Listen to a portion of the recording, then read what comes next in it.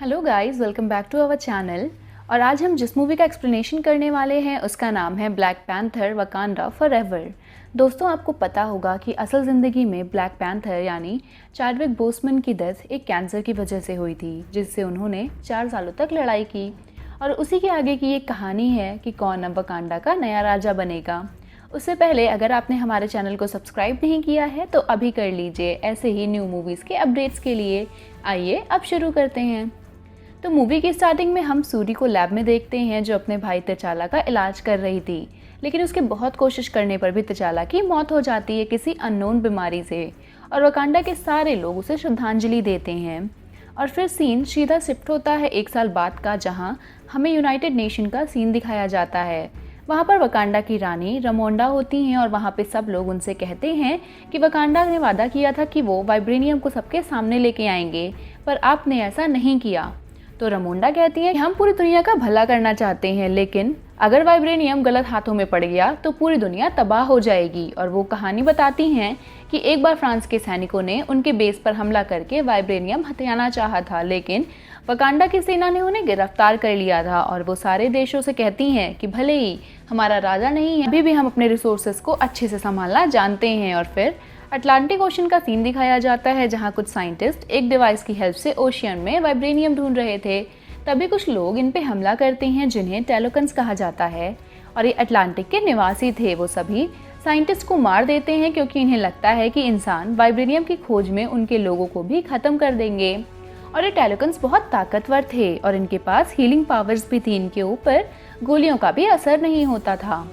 तभी दूसरी तरफ हमें सूरी दिखाई जाती है, जो अपने भाई को भुलाने के लिए खुद को काम में बहुत बिजी कर लेती है और वो दिन भर अपनी लैब में ही रहती है। तभी वहाँ उसकी माँ आती हैं, जो उसे अपने साथ लेकर बाहर जाती हैं बात करने के लिए। हमें तचाला को भूलना होगा वकांडा के लिए, और वो अपनी ड्रेस जला देती हैं जो उन्होंने आखिरी बार पहनी थी तचाला को श्रद्धांजलि देते हुए। पर सूरी अपनी ड्रेस जलाने से मना कर देती है क्योंकि उसे अपने भाई के पास होने का एहसास होता है। वो लोग बात कर रहे होते हैं कि तभी पानी से निकलकर टेलोकन्स का किंग नेमोर उनके सामने आता है कि उनकी वजह से वाइब्रेनियम दुनिया के सामने आ गया और अब इंसान उसे पाने के लिए उनके घर अटलांटिक ओशन में भी आ गए हैं।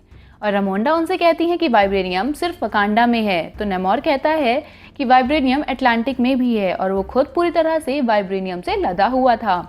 तो नेमोर कहता है कि वो साइंटिस्ट को जिसने वाइब्रेनियम डिटेक्टर बनाया था उसको पकड़कर उसके पास ले आए, ताकि वो उसे मार दे और इंसान अटलांटिक में ना आए।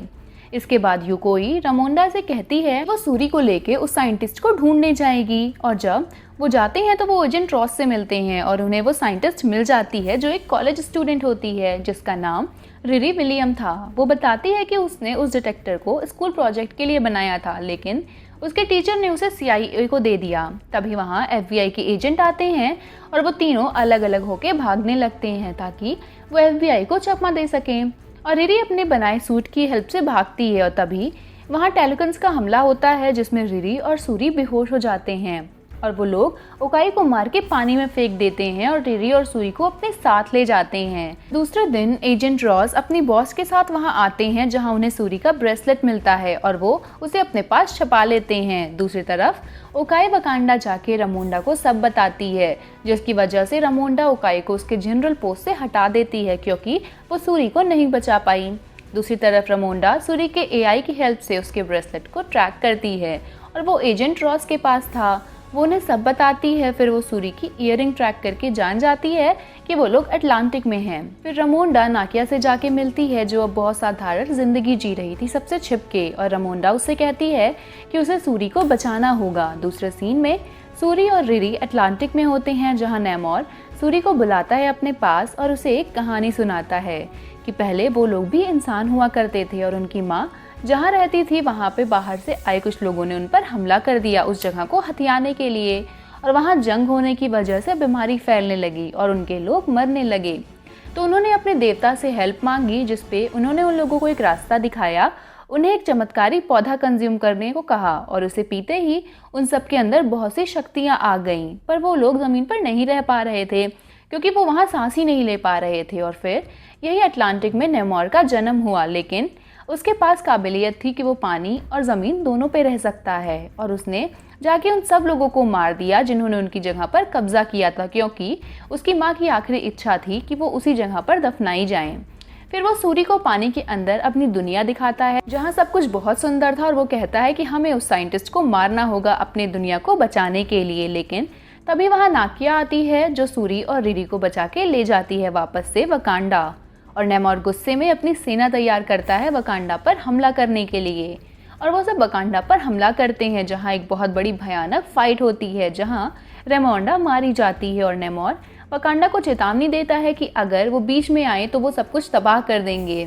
इसके बाद अपने देश को बचाने के लिए सूरी ब्लैक पैंथर की पावर को अपने अंदर लेके वकांडा की नई ब्लैक पैंथर बन जाती है और वो अपनी सेना तैयार करके अटलांटिक पर हमला करती है। वहाँ बहुत बड़ी लड़ाई होती है और उसी लड़ाई के बीच सूरी को नेमोर की कमजोरी का पता चल जाता है कि वो अपनी पावर्स पानी से लेता है और उसके अंदर अभी भी पानी है।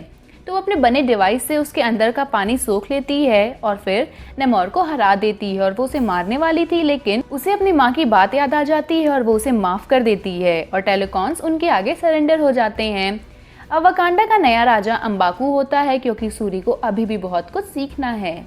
दूसरी तरफ नेमोर अपने लोगों से कहता है कि वकांडा पे बहुत बड़ी मुसीबत आने वाली है और तब उन्हें हमारी ज़रूरत होगी और हम उन्हें हरा देंगे। उसी तरफ सूरी भी अपना वो ड्रेस जला देती है क्योंकि उसे अपने भाई को भुलाना होगा वकांडा की रक्षा के लिए।